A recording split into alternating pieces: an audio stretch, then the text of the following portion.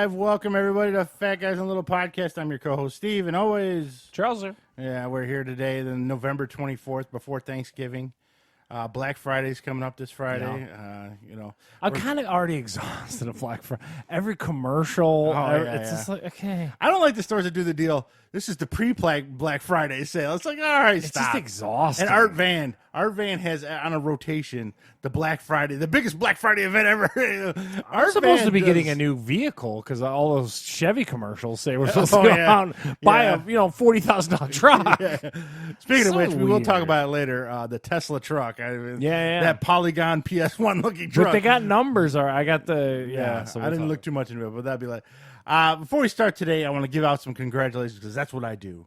Our friend of the show, and he's been on before, but the horror expert, the horror movie expert, not horror expert. Well, maybe back in the day. He has a new job. He's the head in the Heartland School District, which is closer to his home. Congratulations! So to he's him. no longer moving. Doesn't seem it. But, okay. a bird may change in 10 minutes. It's closer to Durand. Yeah, it's a little bit of a pay cut, but it's closer and better benefits. So, congratulations to him. In less doing the same thing, school bus stuff. Yep. Yeah, he's running it for an actual school district, not a third-party company like he was. And then, of course, my daughter. Congratulations to Holly Markey. She has officially finished her driver's ed. So now we just wait till she turns 16. All I got to do is get 20 more hours of driving in with her, which she already got an hour today. She chauffeured me around. She was hot to get out of the house. Okay. I had to go buy some odds and ends. She's like, I'll drive. I'm like, oh, okay. And she got 20 more hours, and then 8 of it has to be at night, which is a problem for us because I don't like to leave the house too much at night. So it's 20 plus the 8 or 8 of the 20? 8 of the 20 has to be at night. So it's not too bad. I set up 2 garbage cans in front of the house. Practice that parallel parking. Yeah, she did okay. She had Michelle's car. She didn't hit the cans. I had to coax her through it a little bit. What's the next step in her process? Does she just turn 16 and go, and that's it? Yeah. Is there any more practical tests or anything like that? No, the written test and stuff's all done. Basically, get you 20 hours in, and the main thing she has to practice, even the teacher told all of them, practice parking. And she's getting better in the parking lots. Like while we went to Walmart's, and she parked close in between cars and stuff. I mean, it's a tiny ass Honda. It shouldn't be that hard. But she's nervous. I understand she's a new driver. But really, that's the only thing she needs really a lot of work on is the parking. But even that, she's okay. So she is going to have a practical test. Oh yeah, and allegedly, I didn't know this. I have to go with her. Okay. You take your car. Okay. The teacher sits in the passenger seat. She drives. I sit in the back seat. And then they ask her, she has to know where her heat is, her lights are, all this stuff. How to work the vehicle. Yeah, you have to drive on the freeway, and then you have to park. Parking's a big section of it. Imagine doing that job, man. I don't know. Yeah, I know. Do that. Especially in their car. I thought they had a car at the Secretary of State you take with a brake on his side to protect. You think they would, but I guess not. So you bring your own car, and she's going to do it in a Honda. She's going to do it live. Yeah. So... there you go, a little look. You'll be seeing this in about how many years now? You got about she's 7. Heather's gonna check it out. I'm not doing it. 9 years. 9 years. It'll creep up faster than you think. 9 years sounds like a long time, but next thing you go. So congratulations to those two. Any other congratulations? I don't really think so. And then what's the story with the F-150? That has all been approved now. We got the estimate and stuff like that. I got to check in with the dealership. Oh wait, there was a breaking thing with that. So luckily I did take it to that collision shop that covers the deductible and the towing fees. Come to find out, that woman that hit me, no insurance. Oh, wow. Because I just got a letter from Hanover Insurance, which is part of Citizens. I don't know all these subgroups. Yeah. And they told me, because it's called a mini tort in Michigan. I don't know where you guys are listening from, but in Michigan it's called a mini tort. If you get hit, you can file for a mini tort, and the mini tort will usually go after her insurance. Yeah, and get $1,000. But they said we can't do the mini tort because she has no insurance. So, oh man, is her car totaled? I hope so. The douche, she can't even. Because when I asked her when we were standing there, I go, "Do you have insurance?" And she goes, "Yeah, I got basic coverage." And I'm like, "Well, okay." And I didn't think to get a copy of it.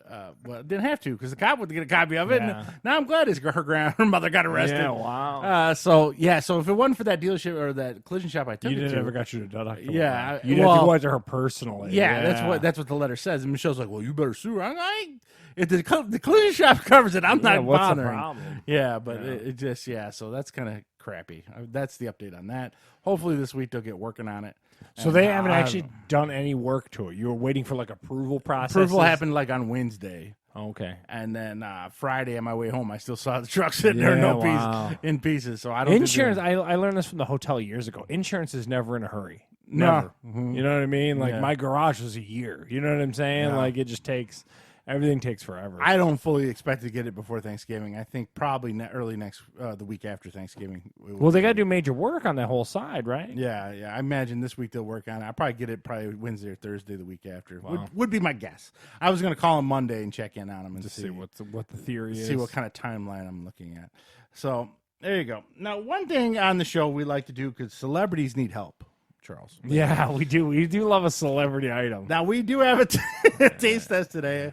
If people could see this, we went to Joe's Produce. It's out in Livonia, which is an overpriced market. And let me tell you, it's a trendy kind of deer. Like Michelle loves those places. She loves going around, especially the bakery section. You know, she got like this giant cupcake. You should have seen the size of this thing. And I go, you're gonna have diabetes just like me. And so Maria Sharapova. She dated Sergei Fedorov back in the day and stuff like that. And she was a tennis player. Yeah. And she has her own candy line out. It's called different. Sugarpova. Yeah. At least it's not liquor this time. Well, I looked at the website looked delicious. It was like artisanal gummies and all. I was like, oh, okay. Yeah. So I wasn't sure which one you brought. Now this was only $4 for this pack. Yeah, it seemed like her stuff was pretty reasonable. So like it's not overpriced celebrity stuff. And they're individually wrapped. Oh, it's like kind of like a Ghirardelli. It looks like a Lindor truffle. Yeah, and this is the raspberry flavored Sugarpova chocolate. I haven't had one of these yet. My wife, the bag's already open because Holly and Michelle cannot leave a taste test alone. Yeah, exactly. If they like it, they're going to steal some of it. And Charles is always like, why are your taste tests always open? And every time. We never crack the seal on the show. Yeah, so it's a little chocolate ball. It's like a truffle.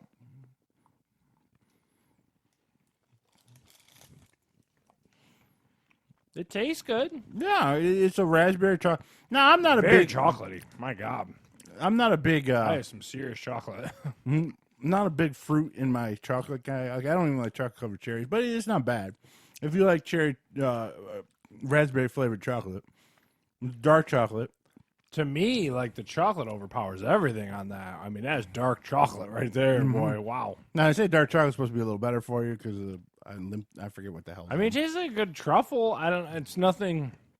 I guess for me, it's nothing that like, oh my God, you got to go have the Sugarpova truffle. Like, I don't see how this is much different from a Lindor truffle. Yeah, a Lindor or a Ghirardelli. Yeah, probably go with those first. I mean, it is very chocolatey. It is like, ooh, man. Yeah. An hour from now, I'm like, it's chocolate. You know what I mean? But for $4, you get a bag. I think the value is about pretty 10 good. or 12 of them in there. Because I She know didn't some of shoot those for the moon on that price, which is yeah, great. some of those Lindor ones are $1 just for one little ball. I think it's a good truffle. You're into candy? Might be your thing. Now they did not have a sugar-free option. I tried to find that. No sugar-free. So I did how many? Ironically, it's got. Well, it's dark chocolate. To your point, it can't be that high. It's only 8 grams of sugar. It's under. They always say if you're under double digits, you're okay. So. Yeah, I think it tastes good. It's just very chocolatey. I mean, yeah. Oof. So that once again, we're helping those poor celebrities out, giving them some promotion because we can't help out enough celebrities. You know. You text me about what you had picked up, and I had never heard she had a candy line, so that was news to me. Michelle just caught it. She's like, Sharapova, is that the tennis player? And I'm like, yes, it is. But let me talk a little bit on Joe's Produce. They used to be a client of mine, full disclosure, for they still kind of are for the email and stuff like that. But this is the one you had to do with the cornucopia, the graphic, and all that stuff. Was that Joe's Produce? Yeah. They're Where is it at? 7 Mile and by Merriman. So if between Merriman and Farmington. So there's Wayne Road then Merriman. In Livonia, there's Wayne Road, Farmington, and Merriman is how they break it up in Livonia. Right. So they're right there. If you take Farmington down, take a right, they're right there. The thing about Joe's Produce, they are like the Apple. The company, the Apple of farm markets and stuff like that, because everything there is presented great. It's like Westbourne. Yeah. Westbourne's the same way. You walk in, you want to start eating things. You know, they take the fruits and they cut them open and stuff like that and show you what you know what I mean. Tons of free samples. Like, I got free wine, pasta, all this stuff. So it is a good place, but the prices deceive you. Like, for instance, they had these grapes sitting there, and I am a sucker for grapes. I love me some grapes, and they were big. They were like plump and juicy. Yeah, they had free samples, of course. I'm like, yeah. I'm gonna get a bag of grapes. It said $3.89 a pound. I'm like, oh, that's not too bad. Well, come to find out, each bag's 2 pounds. Oh, you buy a bag of grapes, $8 of grapes. Yeah. I was like, oh, never mind. So that's how they get you. Everything's by the pound there, and then it's almost everything's in like a 2-pound bag of some sort. It's a big jumbo Yeah. thing. Dang, wait a second. How did I end up at $12? Oh, Now my wife's a sucker for the baked goods section. I'm a sucker. I like. I always like the deli, like the pre-made dinners and stuff. I'm always a big West Point's got sucker. fantastic soups and stuff like that. We got a lasagna, and it was $8.99 a pound. Jesus. And it's a piece of lasagna. I said, well, get that big piece, and we'll get that. How many pounds is that piece? It was 1.8 pounds. It was $16. Yeah, that's some piece pricey of- lasagna. and it, I mean, it tasted good, but it wasn't a $16 lasagna. That's like you quickly go past some shit. You're like, oh man, Yeah. Like we're addicted to these Monica drop cookies. It apparently, Never heard of those. oh my god, Steve, they're the craziest cookie. It's like cookie dough, but it's not. Does that make sense? Like I got to get you one and bring one in because I've never tried it. we could do them on a taste test, but I've eaten them so many times I had every flavor.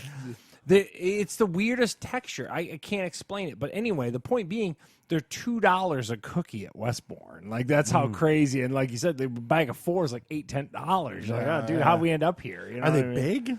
No, they're like that big. You know, Like what I mean? $2, a $2 cookie should be like that big. Yeah, they have I'm like talking 5 house- inches around. Yeah, they have a house-made chocolate chip cookie that's like you're describing. That's kind of $2.50 or something like that. But these, I'm telling you, Steve, it is the craziest texture because it's right in between. Like it's not cookie dough because it's cooked, but it's like it's delicious. good? All 3 of us go nuts over them. I mean, we go to Westbourne because I'm like 2 blocks from Westbourne, so I just go up there all the time. The secret cookies that our household likes. There's 2 places. One are those ones at Arby's. Have you had those? I've never had a cookie at Arby's. I've had the turnover. They're like $1 between 2 and 5 o'clock. Okay, They're the chocolate caramel sea salt cookie. never had it. It's like they're this big. It's a Boomba cookie. It's yeah. made by someone. Otis Spunkmeyer. Yeah, or something something like along that. that. Otis Spunkmeyer. They got cookies are 3 delicious. kinds. They got the brownie one, which is like the double chocolate one. It's like a chocolate cookie with chocolate chips. Yeah. They got the caramel one, and I think it might be it. They may only have 2, but they're only $1, and they're about this big. And the caramel one's gooey, like you pull. Oh, and man. they can't screw them up. They show up as like frozen bricks. They just basically just throw on. Yeah, there. yeah. So They're that's cool. so if you go between 2 and 5 at Arby's, I'll be honest with you. Arby's is delicious. Yeah. It really is. Like I gotta- Arby's is just I fantastic. gotta stay away from Arby's. I could drop like $40. I know in that's the Arby's. problem. You need a loan application every time you go in there. And But the other- man, like top notch fast food. The other secret that Holly and Michelle filled me in, I didn't even know this one. The Barnes and Noble's got a little cafe, and And they there's got a- these big cookies. And when you buy a book or something there, a lot of times on the receipt they'll give you a free one. Oh, okay. So those 2, because I went there. problem is a book at Barnes and Noble's like $18. Yeah, well, yeah.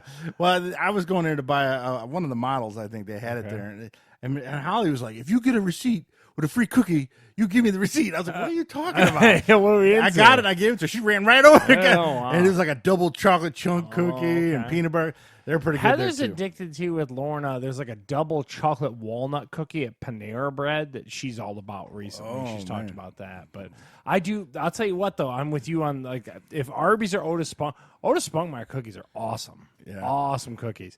And they used to have them at the hotel.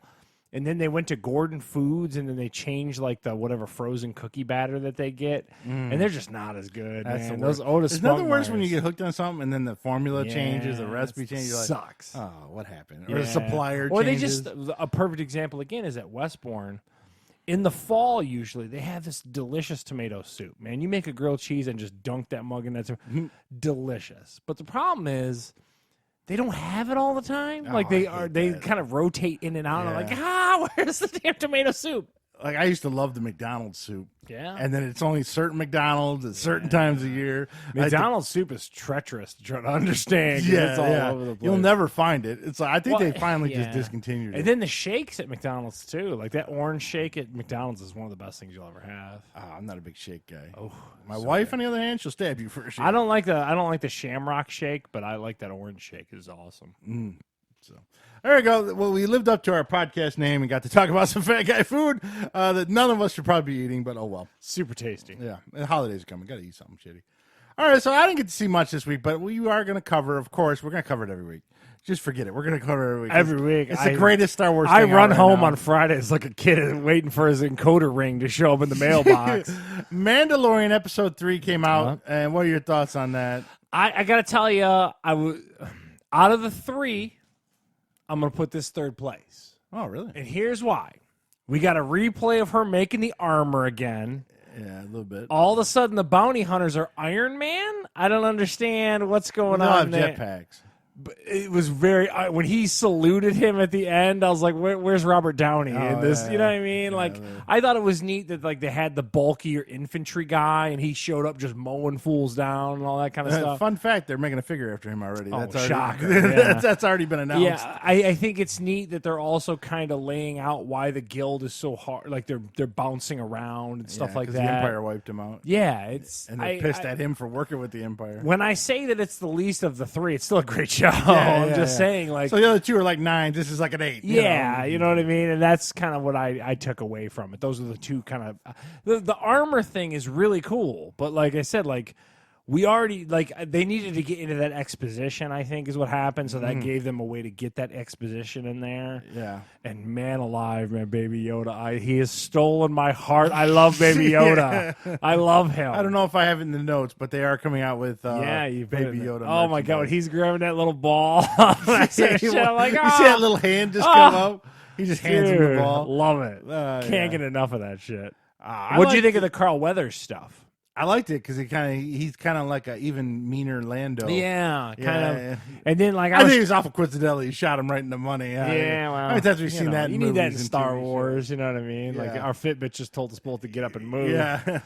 I think it's neat with the way that they also how they kind of distribute the bounties and stuff like that with the puck system, and then like they all had the trackers that were going nuts and all that kind of stuff. I think it's really well written. It's really smart. I can't get enough of it, and I'm every Friday. Yeah, the only bummer I'd like too is I'd like a little preview of the next week. You know? Yeah, I know. Can I get a little? They tickle the shit, and I also don't like. And this is just a weird. Why I can't get a consistent length runtime every week? Like one's 40 minutes, one's 28 minutes. What? Pick away! Yeah, God damn it! Like it's driving me nuts. Great episode. That thing from Jabba's Palace guy, he just ripped the head of it off. Yeah, I tell you what, man, the production value on that show it is. And I actually got to check out. I watched the Jeff Goldblum show that you talked about last week. The World According to Jeff Goldblum. Yes. I didn't see this past week where he talks about tattoos, but I watched the ice cream episode and the sneaker episode. And this again's another gem on Disney Plus. I got to tell you, like it was really good too. I thought the sneaker episode was better than the ice cream. I thought the ice cream episode was a little more predictable. Nostalgia. I told you I knew the Ben and Jerry's thing just because everyone does it when they do ice cream and the graveyard and stuff. Yeah, but it's good. I gotta tell you, the other one I watched the Imagineers. I watched the first episode of that Imagineers documentary. I feel like that's a little rinse and repeat. Like I feel like I knew a lot of that stuff before. Yeah. Did you check it out finally? I didn't watch that, but in the past I've seen a documentary on how Disneyland kind of came about Walt Disney, his family, and how he interacts. Yeah. So and that's basically what it was, and it's still good. Fun. It's still got that Disney production value to it, and you do get some behind the scenes stuff that I don't think I've ever seen before. But I can't oh man, stop everything you're doing and go watch this Imagineers. But the other two are fantastic shows. Yeah, Jeff Goldblum's really pretty funny. Yeah, and I don't think they sell it enough, to be honest with you. He likes peach ice cream, or it was some weird flavor. I was like, he's so quirky, and like when he's trying to run in those Adidas, I was like, what is this? He is a funny dude, man. He's one of those dudes, just put him in a situation, just let him go. Yeah, you know what I mean? Like, it's really good. Yeah. Now, we also went over to Netflix and we saw some things, and then I didn't put it on the list, but I have caught up on the Toys Who've Made Us, and I gotta say that Ninja Turtle one, that dude to help co-create it is related to my father-in-law. Oh my god, he has Donald Henson vibes. He's so all old over. too. I was like, what is this guy doing, making Ninja Turtles? Yeah, and then now he's the only one that owns it still. Yeah, the other guy sold out. Yeah, he made $60 million selling to Nickelodeon, and over the years and how they I watched the. But isn't it great the way that, and again, that's where that show is so good. The way that they, like, 60 million, they kept showing the other guy, 60 million showing the other guy. Like, it's really good the way that they do it. And that Japanese guy created no turtles. The Playmate guy. It was great. It was a great episode. So if you are an 80s child that loved toys back then, check that show out. The Toys That Made Us, one of the better shows. Didn't watch the Power Ranger one. Did you catch the Power Ranger one? Not yet. I didn't catch it. That's the only one I watched the wrestling and I watched the Turtles. I haven't got the ponies yet. Okay. But I'm getting there. But and the other one I watched, I happened to catch it, was Explained. And the reason why I brought it up to Charles, because they had it's basically a documentary series. Really small little show. So after you texted it to me, I checked it out as well. It's only like less than a half hour. It's like 25 minutes. And it's great little documentaries. Yeah, and the one I really intrigued me the most was the one on meat. Yep. And did you watch that one? Yes, I did. And the sheer numbers behind the meat and how we're not going to keep up. And greenhouse gases and stuff like that that's attached to it. And I find it funny now, us as developed countries are kind of declining on meat because we're all starting to realize, hey, it's bad. And now up and coming countries are. So they were like, China and India is going to destroy. And everything. to me, it feels hypocritical to tell them not to after we've been eating it for years. Correct. Hey, I know what we did. You need to stop. The other thing too, and I have to ask, would you eat lab-grown meat? They talked about it. It depends on the taste. I totally would. If it's rubbery or has a weird taste, no. But if it tastes, the science behind if it's pretty close, fantastic, and there's not a lot of extra chewing or something. But here's the funny thing about that: they still need cow's blood to raise it. Well, that's what they said when you paid attention to that heme or whatever that they had, and now they're figuring out a plant-based way to make that heme. It's a way that they attach the iron. It's a different form of iron. It's only available in animal proteins. I got to tell you, another great show. So I actually did a little deeper dive into this show. I've seen it there, but I didn't know what it was and kind of whatever. It's really cool the way it's kind of like in the internet age of videos because it's only, like I said, 20, 25 minutes, not real long, not a 2-hour-long diatribe about anything. Yeah, sometimes documentaries are a little long. Yeah. So keep it a half hour. Great little show. I didn't care for the beauty episode. I watched that one. I didn't see that one. It was more about the history of beauty. I wanted to see, like, current status on, like, plastic Kylie surgery. Jenner and all that. Like, this how was these more how animals use beauty and then how humans eventually. And I was like, Well, the company that's attached to it, that Vox company, does a lot of internet videos. So if you're on YouTube, I can see how the two translate together pretty easily. I do want to watch that cult one. I haven't watched that one yet. And it looks like the seasons are about 22 episodes apiece. They're long. There's 2 a lot seasons. to watch. Yeah. I'm going to definitely check it. Keep going because me and you, we've talked about it before in the past. Suckers for documentaries. And see, right after dinner in my household, I cook and Michelle does the dishes. So there's like a half-hour grace period before she comes in the living room and we start watching shows. So that's what I do. I go through Netflix, find a random, and I was like, let me watch this, and I watched it on Meat. Yeah. As soon as I saw it, I thought of you, so I had to tell you. Yeah, I tell you, I had a Beyond Burger for lunch today. I think where from? You get Beyond Patties at Kroger. You made it yourself? Yeah. I grill them up and all that kind of stuff.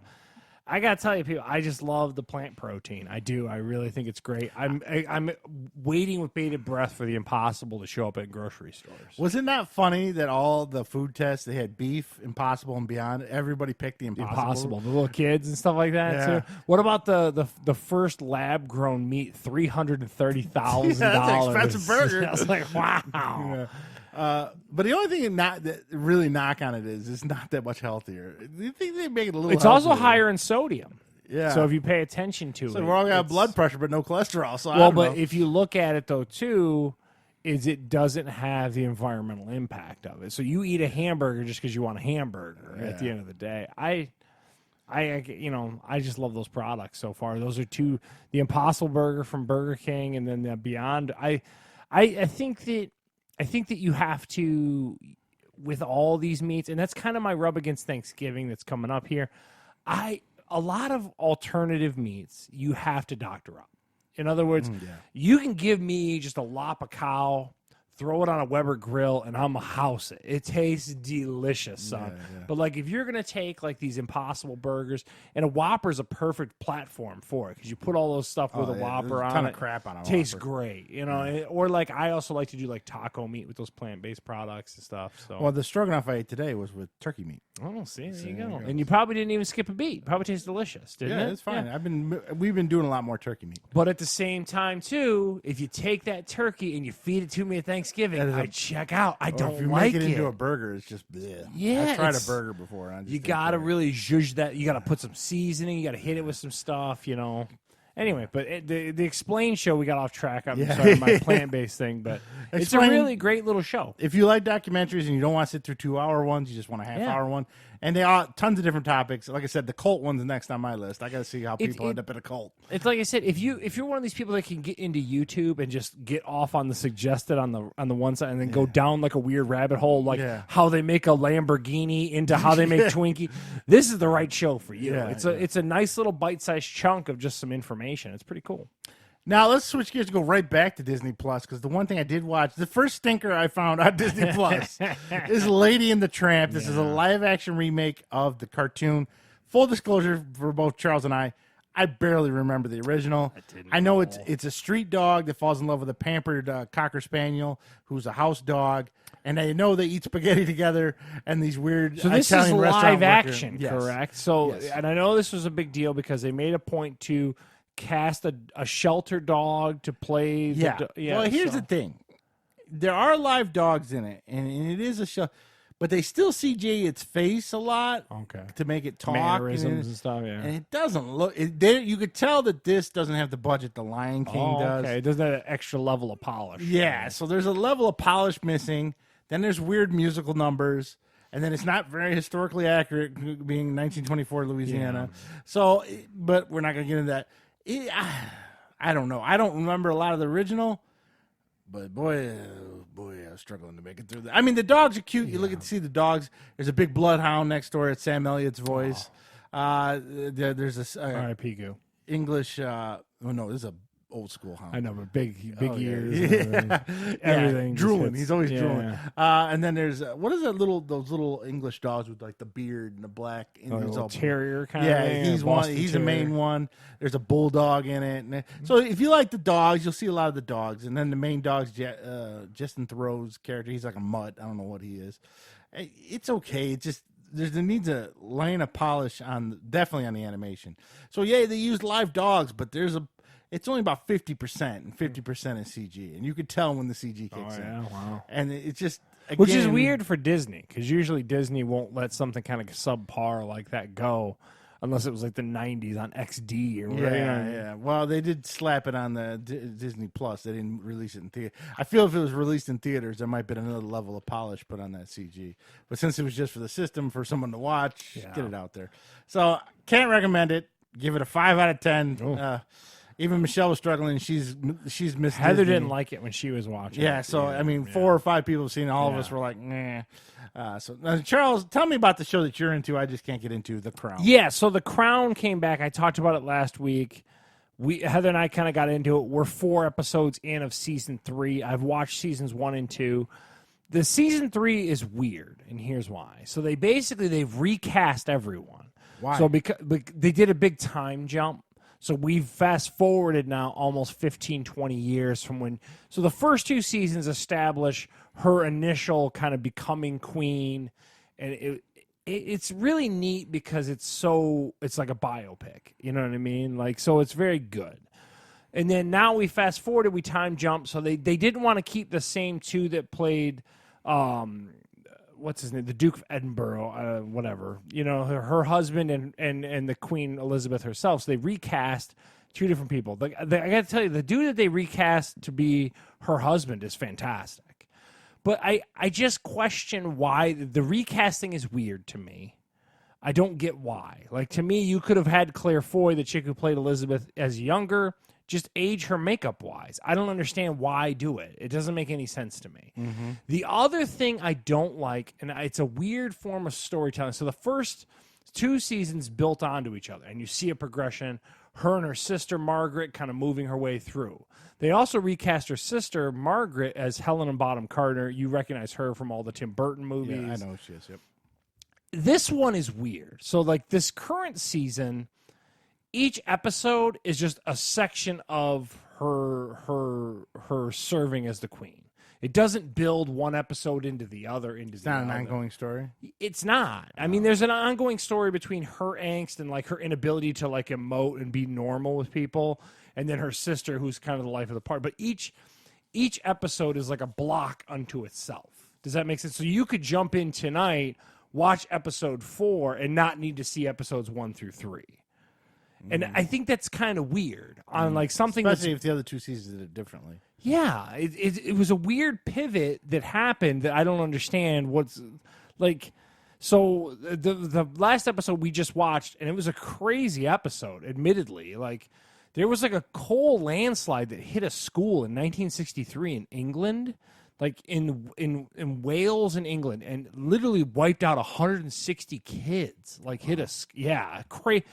And she didn't respond well. She didn't go to the accident or nothing like that. And it was neat, but like, so then they're just going to tell you that story and then drop it onto the next one for the next episode. It's a weird form of like disjointed storytelling that I can't think of another show that changed their format 3 seasons in. That's yeah, it's really it's a big time reboot. That'd be and, like The Office just dropping the whole documentary part. And here's what's really crazy. So think about another British show that I loved in Downton Abbey. The Crown, the first 2 seasons was beloved. Like it won all these awards. Claire Foy was up for all these Emmys, all this, and then to just go boop and just say we're going to redo it. We're going to redo our form of storytelling. This stuff is still compelling enough. Did they get a new showrunner? I don't know what it is. I don't pretend to know like all the terms of what's going on. It's just a weird thing from a fan of the show. It was a weird thing to do. So then now I'm assuming I'm going to get like a Princess Diana episode or so. You know what I mean? Like they're just, each episode is just this like, hey, here's this plot of this woman's life. And here's this plot. You know what I mean? Like it doesn't progress. It's really weird. And Did you make it through the whole season? Huh? What's that? Did you make it to the whole season? I'm going to. Like I said, I'm at episode 4. So, you know what I mean? Like and there's only 6 episodes per season of this show because it's such a high production value. It probably cost Netflix a fortune to produce. It's a great show. And like I said, the content's compelling. I just question why, like you said, like why change the form of storytelling is kind of my whole thing. Why recast it? I think that's a weird choice too. There's a lot of like head scratching things that they did in this season that I just kind of don't get. If you've watched the first 2 seasons, you don't need my recommendation anyway. You know what I mean? You're going to want to see a season 3, but to me, it definitely faltered. So on a scale of 1 to 10 right now, what would you give it? I'd give it like a 5. I'm that annoyed with it. Yeah, I'm on that. I'm not even going to give it a Steve 6. The first 2 seasons are like a golden 6. Yeah, the first 2 seasons for me are like 9s. Like I just love it. I love Downton Abbey. I love that monarchy stuff and like how that whole world kind of operates is kind of crazy. This one is just such a departure. I don't, you know. So, The Mandalorian's a big thumbs up from both of us. Explained is a very entertaining show. Lady and the Tramp, stay away from. It's weird, and I don't know what they did there. And The Crown switched everything up, and maybe it'll get better in the last 2 episodes. Charles Holly, doubtful. Yeah. But I do have a preview for next week. I will have a full review of Cobra Kai Season 2. Season 2. I have the whole Season 2 from Family Video. Oh, I thought you had the YouTube subscription that had. I quit paying. You bailed on that? $15 a month. There's nothing on there. I'd tell you what, the first season of that was a great show. Yeah, 10 episodes at a half hour each, so it's not very long. So I will let you know if they kept up the quality or if it tapered off. The first season was good. So let's get into some. This is some. Charles has been busy shopping this week. Yeah. So that silicon dust thing that's up there. So I've talked before in the past. I'm a cord cutter in this house, and we've talked about it. We chronicle it and how prices are constantly fluctuating. We always talk about it. But the nice part about these items, so there's a company called Silicon Dust that makes these HD home runs. And you know who needs that? Who? His dad. Okay, we'll give it to him. Yeah. So I've had this unit. This is a 2-tuner unit. I just upgraded to a 4-tuner unit.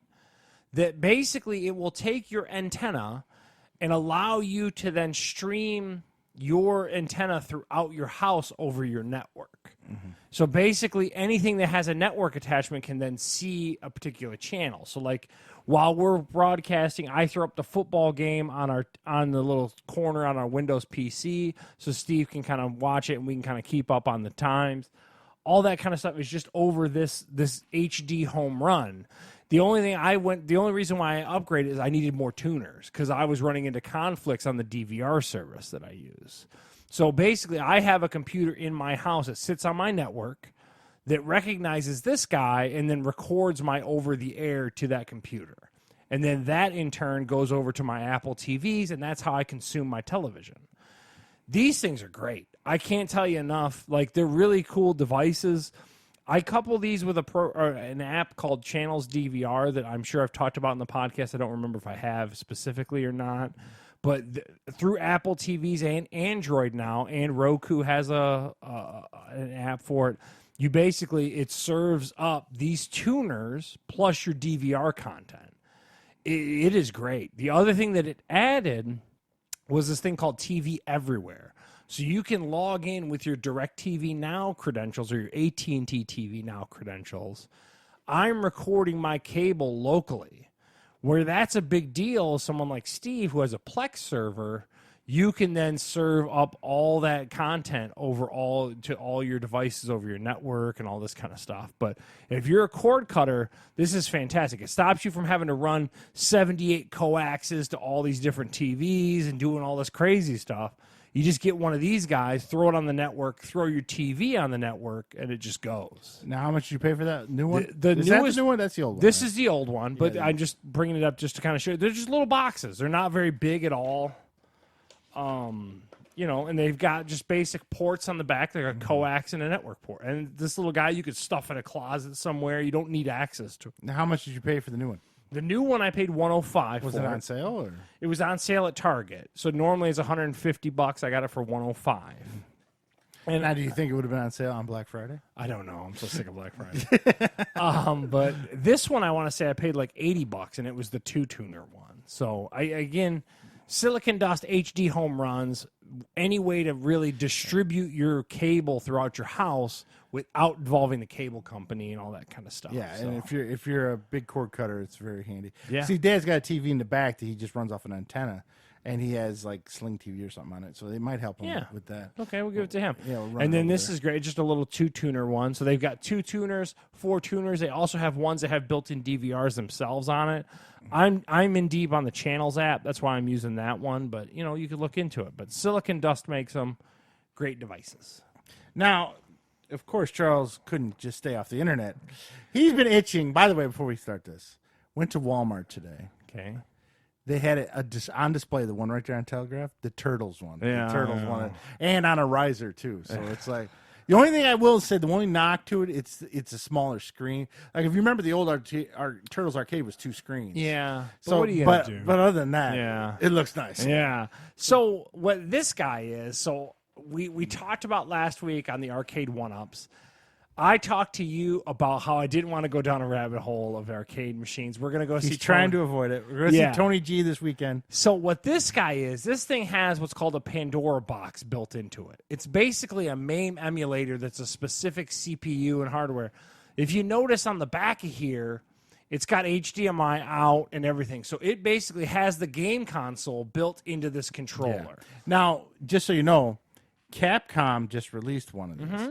And have you seen it? It looks like the logo. Yeah, but it's nowhere. It's only got like 20 games. Yeah, on it. And it's $200.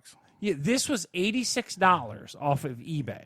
Now here's the thing: is a guy making this or a company's making these? Someone in China. I don't know what. You just seen the box, man. It came straight over from Zhencheng, dude. I don't know what the heck, dude. It was crazy. Was there sushi Chinese in there somewhere?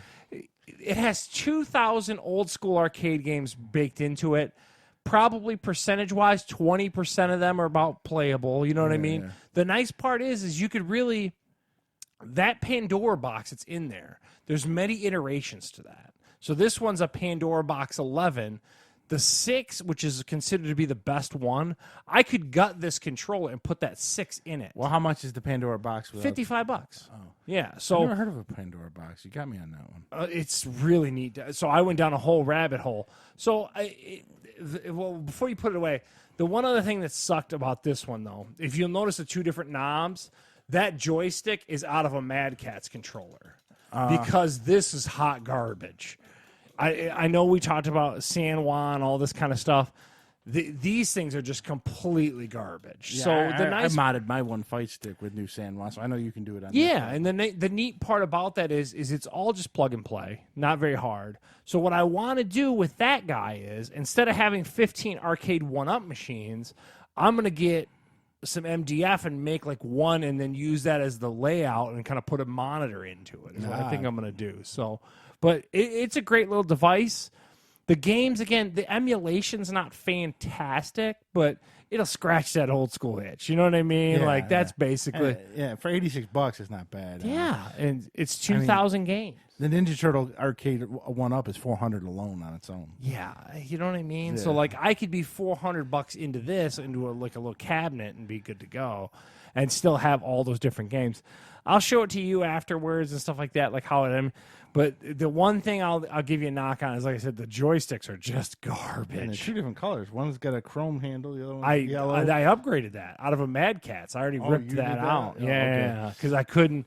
It was double clicking to either direction that you hit. It just was hot garbage. But super easy to do. I just popped it out of a Mad Catz one, popped it into this one. No, it's basic 5-pin connector, which you should be used to. Yeah, I did a whole Mad Catz one with Sanwa stuff. Yeah, just because I could. Not that I needed to. It's like, because why not? You know what I mean? So it looks nice. Yeah, it's a great little device, and I'll show you after. It's got WrestleFest on it. You know what I mean? Oh, that's the most important one. Yeah. Don't even show me. The only thing I'll tell you too is you joked or you knocked the arcade one up because it's got a kind of a smaller screen.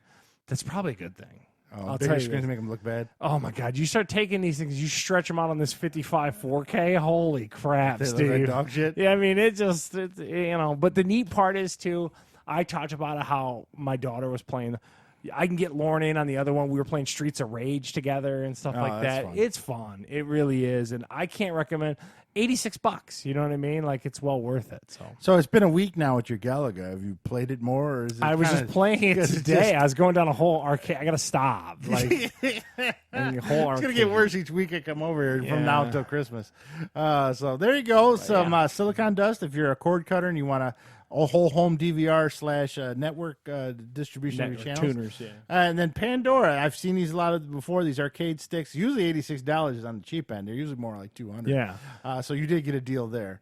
But the sticks suck. But you can replace all the sticks from Sanwa pretty easily. It's not very hard. I'm not very handy, and I replaced 4 screws and a connector. Yeah. So and then you can play WrestleFest, which is most important. And as we talk about WrestleFest, let's go into wrestling news. How do you like that segue?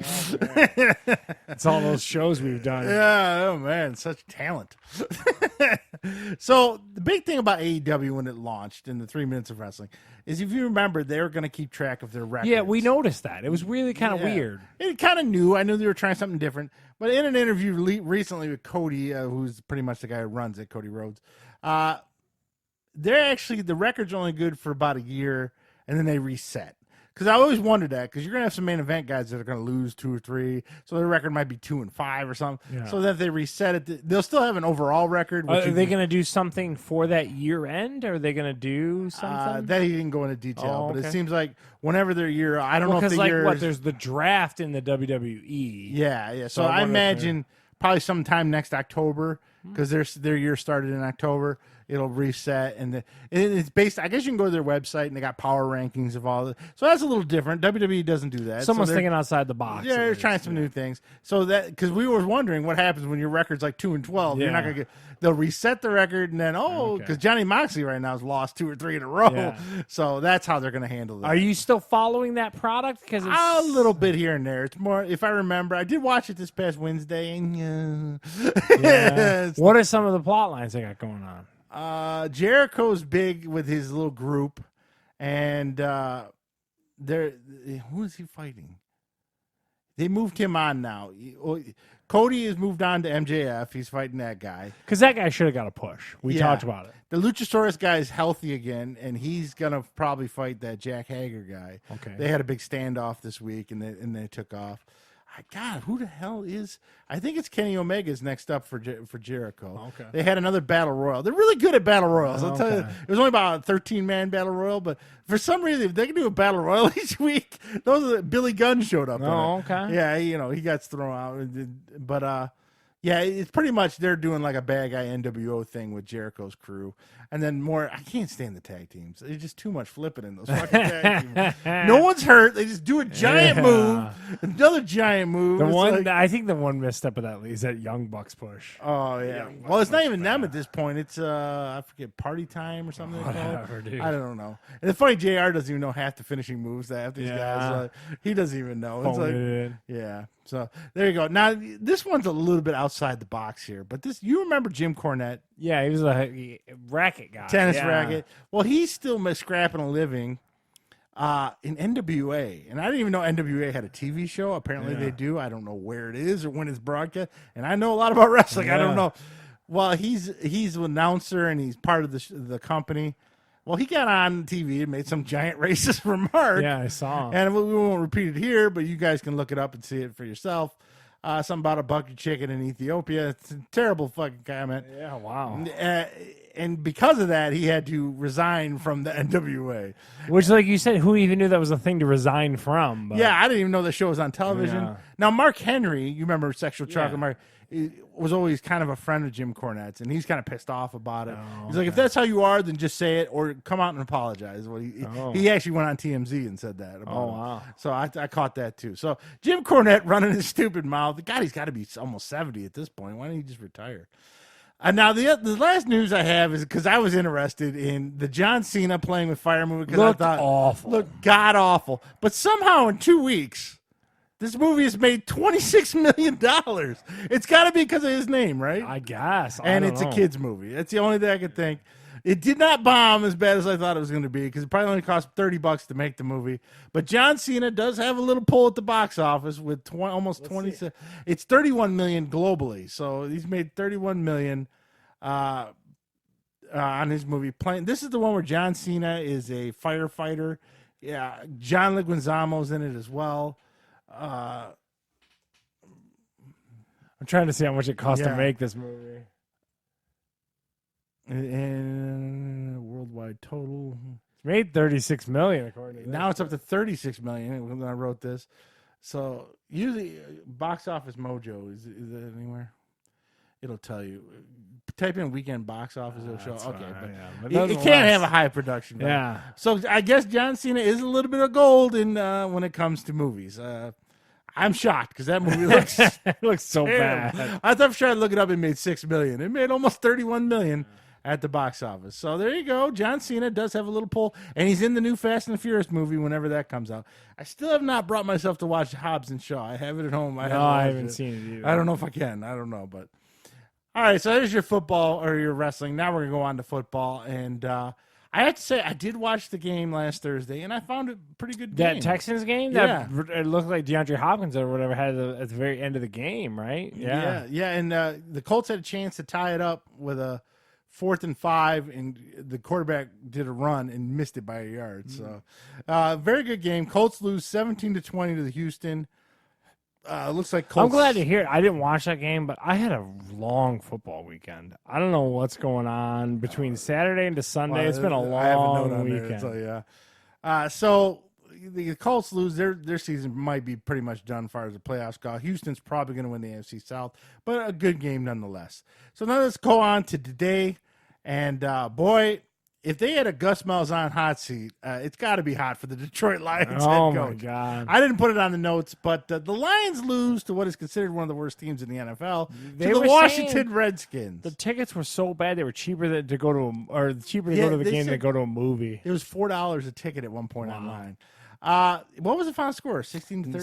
16-19, I think. Oh, yeah. So the Lions lose to the Washington Redskins. Because Driscoll threw a terrible pick, and then the Redskins only had to go like 15 yards, booted a field goal, game over. Oh, it was bad. It was bad. I didn't watch a minute of that game. I did. I watched the whole thing. I just turned it on. Why would you do that to yourself? Because I don't. The Carolina is such a dumpster fire, but it ended up being pretty good. Yeah, that's the game I watched. Yeah. So the Carolina Panthers played the New Orleans. New Orleans jumped out on them. Carolina came back and tied it up. It was tied 31-31. Yeah. 2 minutes left. Carolina's kicker misses a field goal. Okay. Seattle's get the ball back, drives down. They kick the field goal, no time left, 34-31. New Orleans. Oh, New Orleans. You said Seattle. Okay. Oh, I'm sorry. I'm Carolina. 34-31 New Orleans. Huh? Yeah. Carolina had a shot. Their kicker missed 2 extra points and a field goal in that game. So he's going to be feeling some heat on the way home. Seattle took care of business against Philadelphia. I think that's pretty much going to put Philadelphia done. And Pittsburgh won. I saw that 16-10 with Devlin Hodges as the.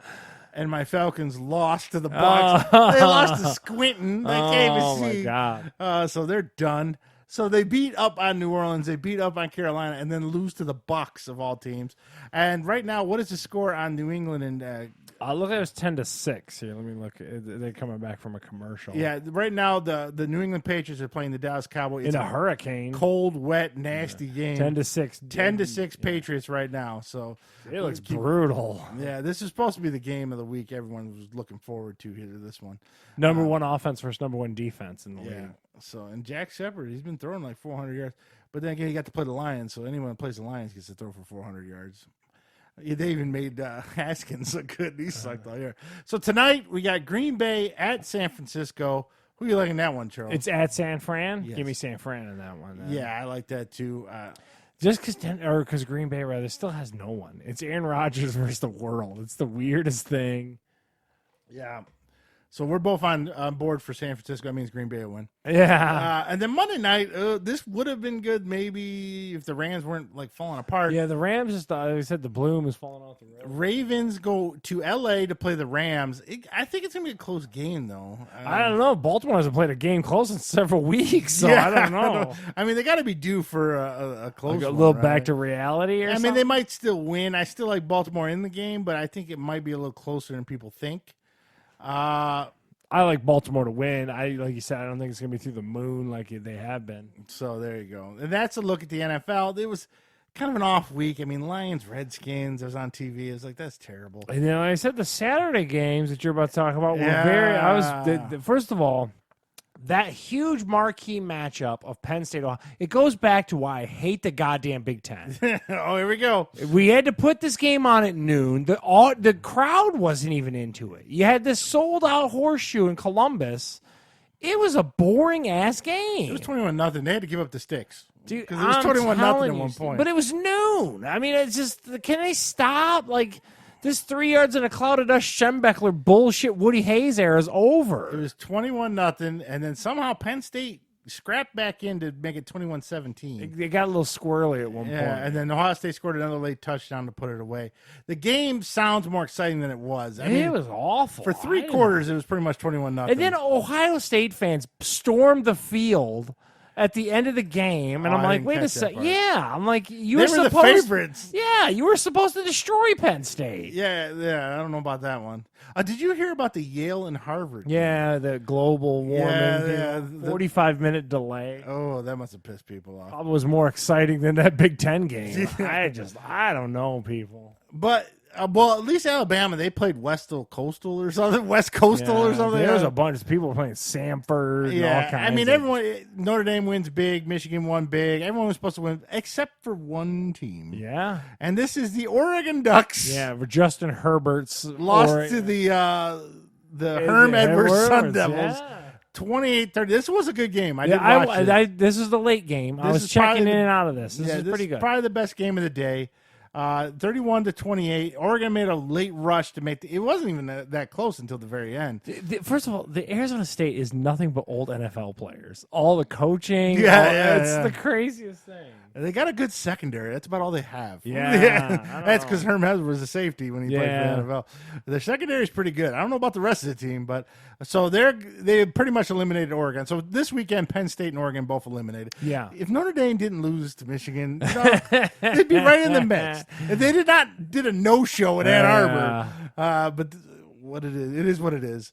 So there no real other upsets I can think of. Can you think of anything else? No. The rest was just a lot of boring games. It was super boring. LSU beat up, I think, on Arkansas. I mean, that was good. Georgia was in a close one against someone. South Carolina, I think it was. It was like 13-19. No, Georgia lost to South Carolina, didn't they? No, yeah, but they were just in a game, maybe East Carolina. It was a weird team, and they were a lot closer. They won, but it was a lot not closer. a great weekend for football. Yeah, I even put in the notes. Not a great weekend for football. It was a little lame, but there you go. All right, now Charles, we love techie stuff here on the podcast, maybe Yes. more than we should.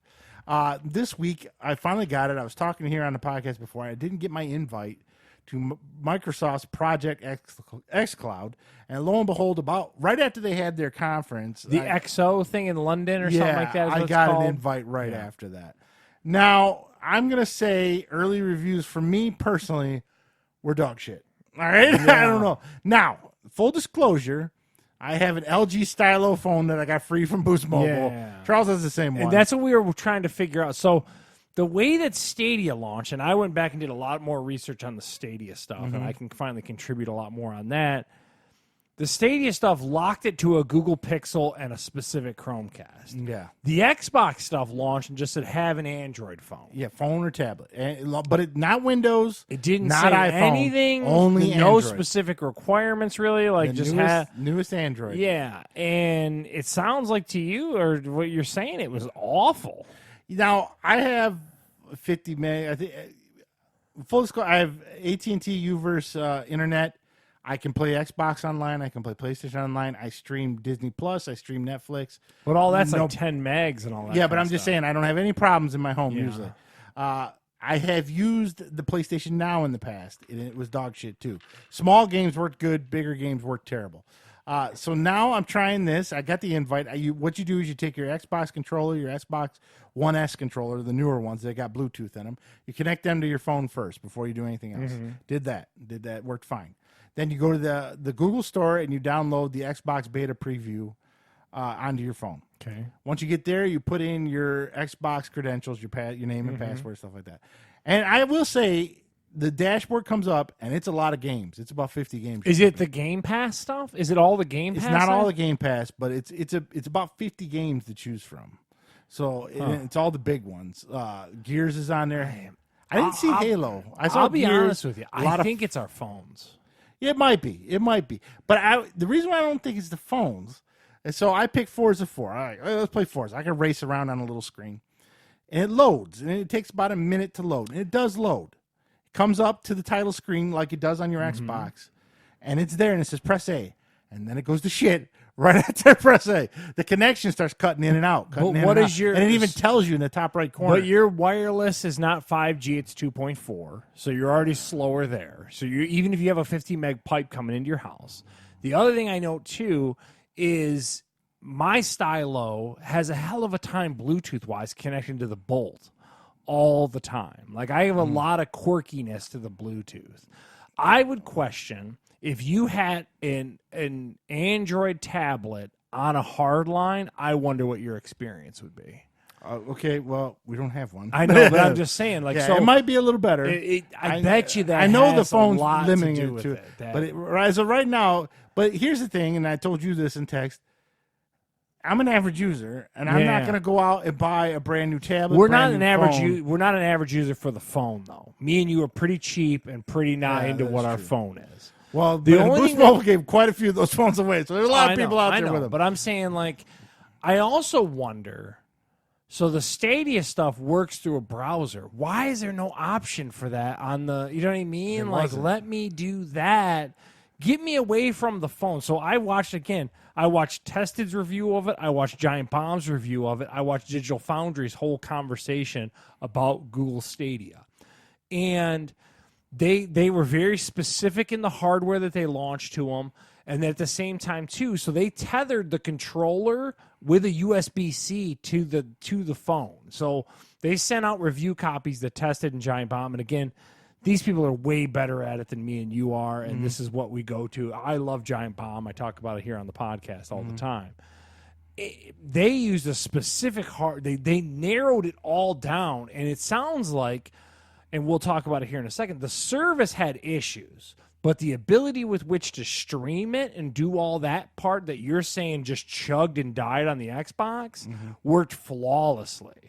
So I just question, like you said. Well, like, I read a couple reviews on the Project xCloud. That, like, there's a woman who did it for Engadget. Was it Engadget? I don't know. One of the websites. I heard her whole article on it. And she has a better phone. And, Okay. and a better connection. So it did work better for her. But she would ride a bus. She lives in Philadelphia and rides a bus to New York to work. That is a long fucking day. But anyways, as she was going though, periodically things would cut in and out on her too. But she's on public Wi-Fi. Steve. But it worked a lot better for her than it did for me. So maybe there's some stuff there. I'm not. I do, and me and you are kind of different. I think this is the future of gaming. I just tell you this all the time. I think it is, but it ain't here. I think that it is, and it's going to be shoehorned in. Is my whole. I think that I don't think we'll fully function right for another 5 years. You think 5 years? I think it's going to continue. To make it, I think you're going to get smooth, diskless consoles and all this kind of stuff well before you're. You know what I mean? Like you're going to get no disk drives and all that kind of stuff. They've already announced disk drives for both the new systems. I know, and they're going to rip them out. Is what I'm telling you. They've already done that now for Xbox One. Yeah, so. I don't know. Now, full disclosure, the streaming in my house from my Xbox to my wife's tablet worked great. That worked within fine. Your local network. Within it worked great. Yeah. Little couple minor hiccups, but nothing I would hold against them. Okay. This didn't work. This xCloud didn't work. I'm curious. Why so weird? Why just Android phones? And it's just a weird thing, man. Let me stream it to like a Chrome or even an you Edge might browser. have a wholly different conversation if you had your PC with a browser into it. You might have had a whole different experience. Maybe it's coming down. Maybe because this is just testing right now. I get you. Are you supposed to provide them feedback to remain in the beta? I think so. Yeah. There's quizzes and stuff come up. Yeah. I didn't fill them out, so they might be kicking me out. Steve's like, I'm really I just lost all interest. I was like, it's kind of exhausting. So, I can get a better phone or another tablet. I could try something. You don't know. Just turn it off. I'm not doing any of that. I can just go play my Xbox One and not worry about it. Yeah. So but back to the Stadia conversation me and you were talking about. So again, these three things, I watched it kind of exhaustively because again, I'm way into it. It's weird. So like the crypt in Mortal Kombat is just completely broken, which is weird. That's a big part of the game. Yeah. That's how you unlock everything. Just broke. You know what I mean? Yeah, like and this is on Google Stadia he's talking about right now. So again, different from the Xbox product. Every one of them seemed to think it seemed very rushed. And I wonder if they rushed it out to market based on timing to just get out front of like the Microsoft stuff and all this kind of stuff. It's quite obvious. Every one of them is saying like it just seems like a very rushed product. And the article I read, if you signed up for the Founders Pack or whatever that was, you were supposed to get a code where you get to pick your personal Destiny. The name, your naming. And what's happening is those guys who pre-ordered, they're not getting their code, and people who just bought day of is getting their code. Oh, so they're getting so they're kind of screwed up. So we both want Marky313 username. Yeah, you pre-ordered it. I bought mine that day. I can steal that name. You'll never I got it before you got it. Yeah, I don't know, man. The other thing Digital Foundry did too, which I thought. So they stripped out a lot of the video settings. So the whole point of this Stadia was supposed to be you no longer have to chase hardware. You could play PC games with everything cranked up because the power of the cloud and all that's in a server farm, but they stripped it all out. So like you don't even get to say performance over basic. You don't get to, it's just it is what it is as it comes to you is what that's what it was kind of implied to me, like that you have very few video settings in it. Digital Foundry also did side-by-side videos of like Tomb Raider gameplay. I saw some of those videos. Yeah, and I think it looks really good to the Xbox version over the cloud, but like you said, if it's kind of a nerfed version of it, what are we discussing here? Yeah. You know what I mean? Like, because you're still buying the whole game on Stadia. It's a weird. Yeah. They got some kinks to work out. So right now, if Christopher or John or Bert asked me about these streaming things, I'd say wait 2 years. That'd be my advice. I'm not going to say wait 2 years. I think wait till probably the spring or the summer is my opinion. You think that soon they'll get everything ironed out? Yes. I think a couple years. One, you're not going to get the xCloud probably for another year. Probably not until next. If it's already in a public beta, why would it not be a couple? It's going to launch. I guarantee it's only a public beta for Android. They still got to test Windows. They still but I bet you they're doing it for Android because they want to rush it. It'll be within the fall of next year when those new consoles launch. Away. You said 2 years. Well, it won't launch until next year, this fall, and then it'll take another year to get all the kinks worked out. I think I say 2 years. This new console launch is going to be completely different than what it's going to be. I think everything's ironed out, you're going to have one of these motherfuckers when I come over here. What's that? You'll have one of these. But once you get word that it's all ironed out, you'll have one of them. But I want it all over my hardline stuff. I don't want wireless for any of it. Like it's with my game but ain't consoles. that the point? Not for me. You're supposed to be able to. For me, I don't want to pay. You're supposed to be able to go to work and work in your little maintenance hole. No, with the little thing. For me, what I want is I want to not have to buy new hardware. That's purely what. In other words, I don't want to have to buy a new console every 4 years when the Project Scarlet comes out and the Project X Pro. You know what I mean? Like I don't want to. No, I'm done with that. Like to me, I shouldn't have to buy new hardware. Sell me the content, stream me the video to me, and then I'll just play it that way. I mean, that's just the way it should be. Right. So there's a look at it. I feel 2 years. Charles is a little more optimistic. Ironically, Charles is the more optimistic one this time. He's thinking a year. I think it's still at least 2 years, if not 5, like I originally thought. So there we go. Now this week is Thanksgiving week, so not a lot of new stuff's hitting the. Plus, they all want to avoid a certain something that's coming out. So we're going to go into rapid fire, and the new movies, there's only one. And if you have any kind of daughter, you're going to go see this. Kid under the age of 15. At theaters, Frozen 2. My daughter's dying to see this, but her friends keep backing out on her, so she's getting annoyed. I don't personally want to see it. I may end up having to take Holly and Michelle, so I'm a kind of yes on Frozen 2. It's one of the. I haven't seen the first one, so how did you avoid that? I have no idea, and I'm not going to ask. For some reason, your daughter's not in the princesses. You pulled a good one there. I don't know how you did that. It only took a few beatings, dude. A couple kicks to the head. I'm a no because, like I said, we've managed to avoid that bug in this house. All right, so that's really it at theaters. I mean, there's some independent small things, but nobody's gonna know what they are. So, and then on Blu-ray this week, this is the one with Gerard Butler. London Has Fallen, Olympia Has Fallen, and now the final in the trilogy. 21 Bridges in the trilogy that nobody asked for. Angel Has Fallen is the last one. I've seen the first two. I got to know how this ends. Does he die? Is it? But unlike The Crown, is it continuing a story? Yeah, it is actually. He's still special agent for the president, and he gets framed. So I'm gonna say yes, because besides Angel Has Fallen, Gerard Butler's career has fallen. So I have to see it. Angel Has Fallen. Charles, I haven't seen one of these Has Fallen movies. I don't want to see them. Just like Frozen, I'm trying to avoid those too. And this week is very skimpy on Blu-rays too. Where Did You Go, Bernadette? I don't know what this is. It's Kate Blanchett and Kristen Wiig. It's about a 15-year-old girl that goes on an adventure and has a life. Somehow those two are mixed into. It looks terrible. I'm a no. I saw the trailer. I was like, I don't know what I'm looking at. It's bad. I'm a what and a no. It sounds like I didn't know what this was when you put it on here. I couldn't even tell you what it was. Little Miss Sunshine. Like we do quick. Yeah. So, and then the next one, this must be an anniversary or something because this is coming out in all different versions, 4K, Blu-ray. RoboCop, the original Peter Weller movie with... I love that movie, though. Can You Fly, Bobby? You mind if I zip this up? Yeah, I love that movie. RoboCop's coming back on Blu-ray. I really don't need to see it. I've seen it a million times, so I'm a no on RoboCop. I mean, it comes on cable. I watch it. Exactly. It's on HBO. I'll check it out. I definitely am not going to rent it on Blu-ray. Yeah, I'm definitely not going to go out and buy a copy of Blu-ray. I love RoboCop though. I do admit, but I'm a no. And now, so that's for Blu-rays and movies. Now we're going to streaming. What is the date for this first one? Do you know? It's like the 27th or 28th. Looking forward to this. It's right after Thanksgiving, I believe. Just the day thereafter. Yeah. So the big one everyone's been waiting on. This is The Irishman. Comes out, I believe, at the end of this week. Right after, so eat your turkey and then go watch Robert De Niro stab people at Joe Pesci cuss. The Irishman, Martin Scorsese. It's 3.5 hours, so playing a long break for you. I'll watch it. I'm a yes on The Irishman. We're gonna have a whole conversation next week because we'll both watch it. So I'm a definite yes.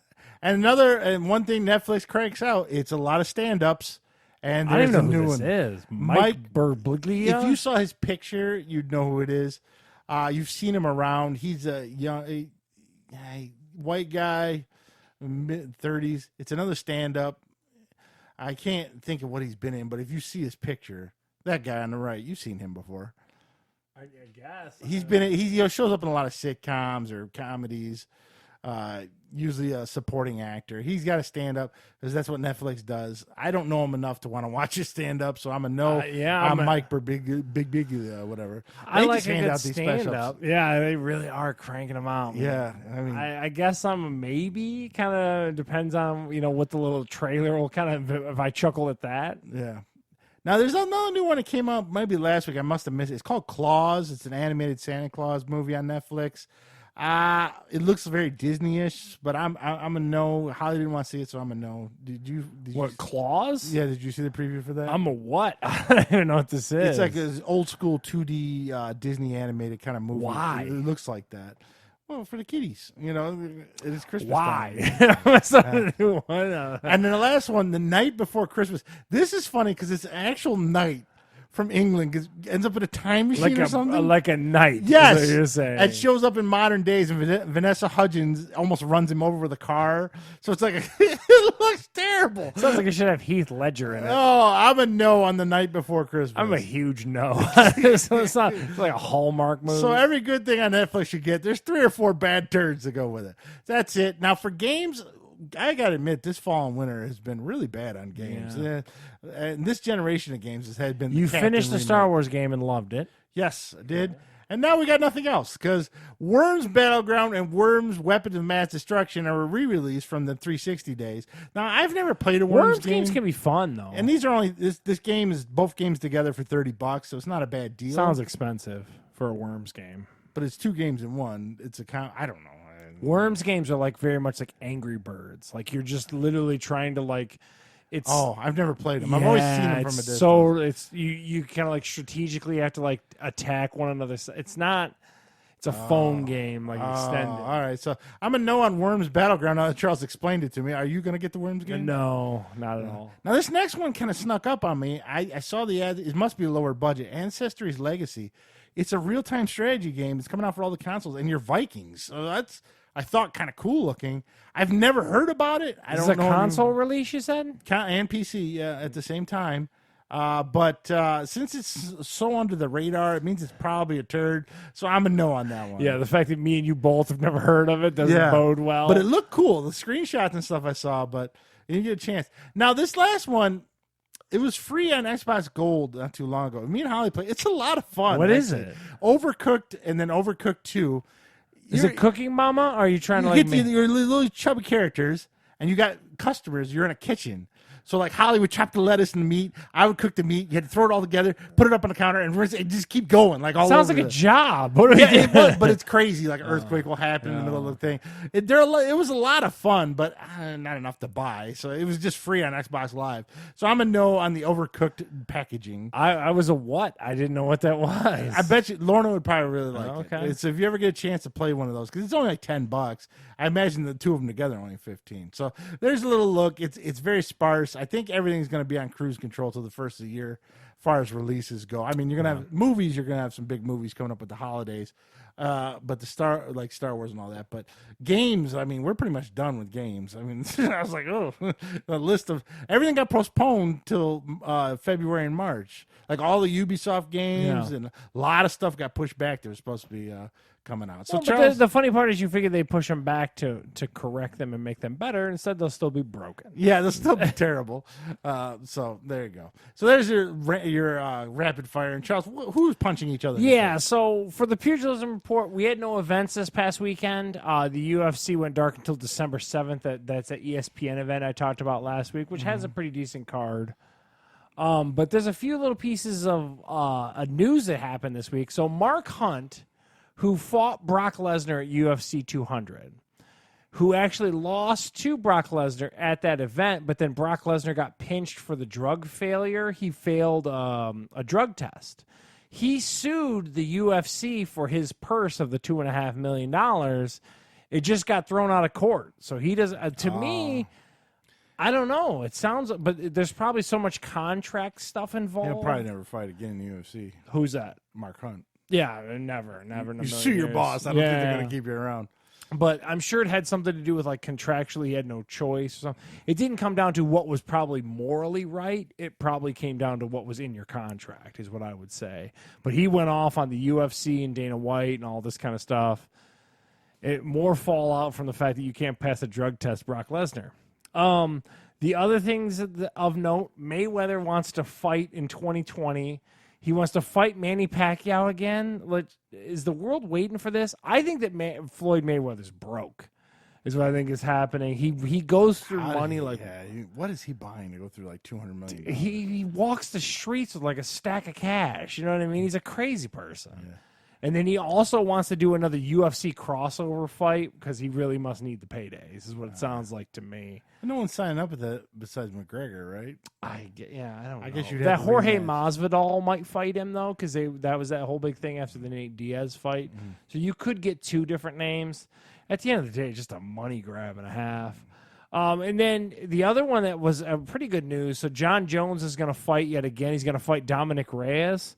Dominic Reyes is 12-0. This is probably the fight that should have happened last year, but they never got it together because John Jones is another idiot that can't pee clean and all this kind of stuff too. But this is a good fight. So they're saying that this is going to happen in February. McGregor wants to come back in January, so it could be a good first quarter for some good UFC stuff. I think they're going to probably push him and have one big main card, and that'll be a really good card, I think. Have you heard of the Iranian Hulk? No, I don't know. Type in Iranian Hulk. Okay. There's rumor out there that your bare knuckle fighting is trying to get this guy. Wait till you see this guy. Okay, what is it? Okay. You've never seen him before? No, I don't know what you're talking about.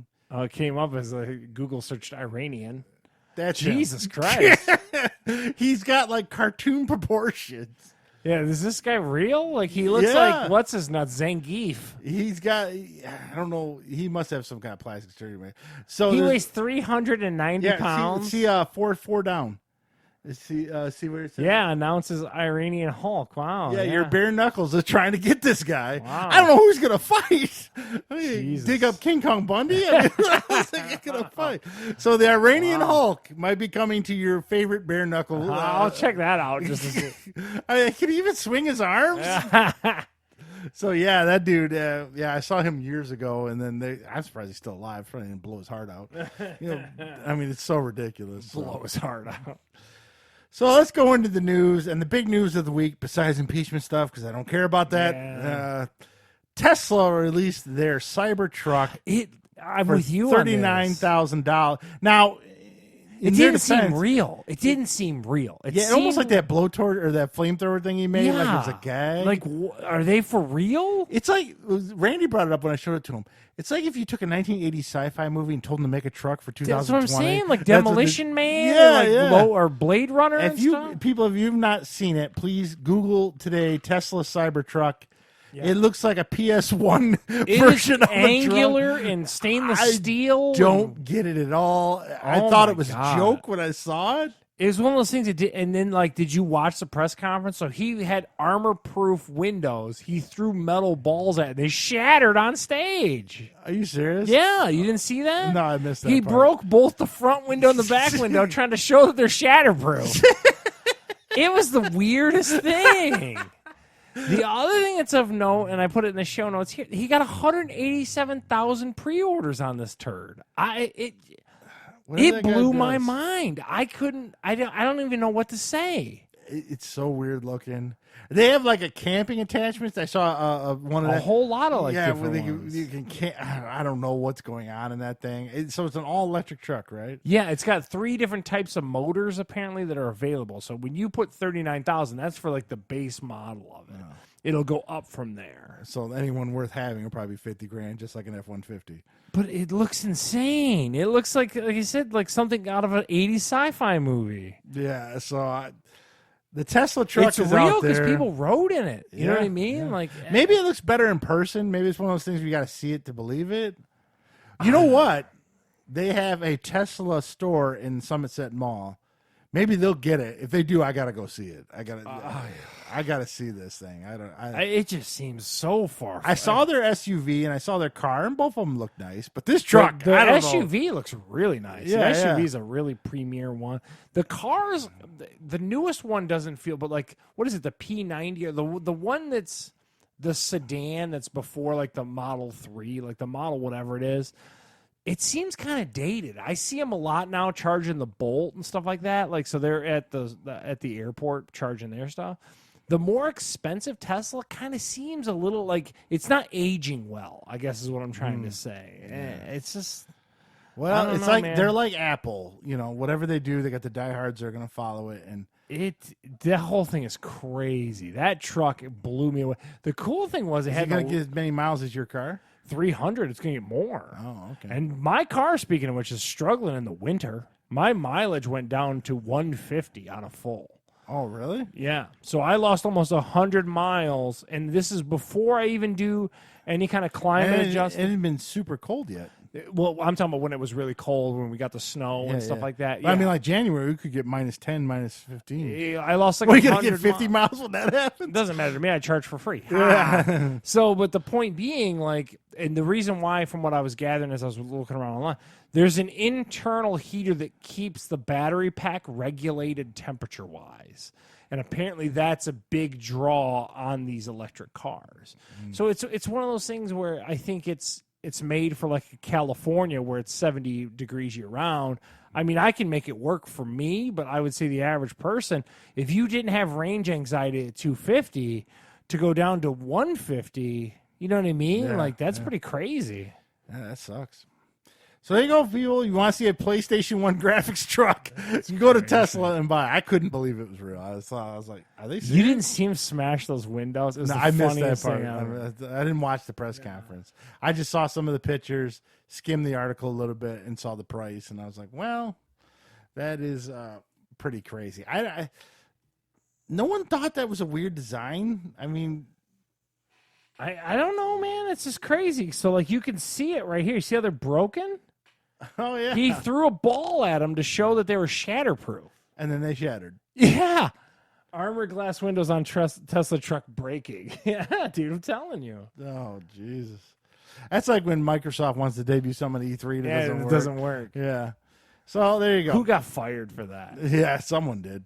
All right, now, Charles, you were a huge Half-Life fan, right? Yeah, you were correct. into it way before ever I was. Half-Life 2 is a fantastic game. I played them later in Fantastic. life on Xbox with the orange box. Remember Yeah, that was a came great out? deal, too. Yeah, that's when I played them with the Portal and all that stuff.